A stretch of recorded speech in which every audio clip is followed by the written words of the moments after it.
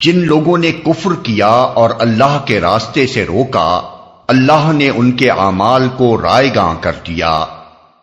اور جو لوگ ایمان لائے اور جنہوں نے نیک عمل کیے اور اس چیز کو مان لیا جو محمد پر نازل ہوئی ہے اور ہے وہ سراسر حق ان کے رب کی طرف سے،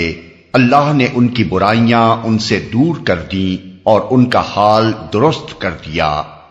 محمد پر نازل ہوئی ہے، یہ اس لیے کہ کفر کرنے والوں نے باطل کی پیروی کی اور ایمان لانے والوں نے اس حق کی پیروی کی جو ان کے رب کی طرف سے آیا ہے۔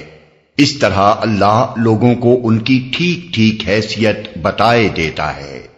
پس جب ان کافروں سے تمہاری مڈ پھیڑ ہو تو پہلا کام گردنیں مارنا ہے،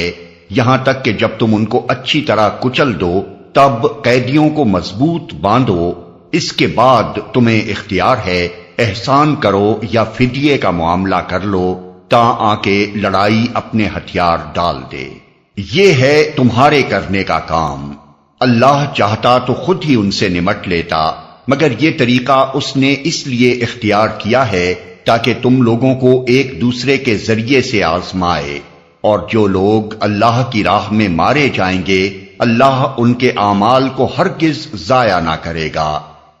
وہ ان کی رہنمائی فرمائے گا، ان کا حال درست کر دے گا اور ان کو اس جنت میں داخل کرے گا جس سے وہ ان کو واقف کرا چکا ہے۔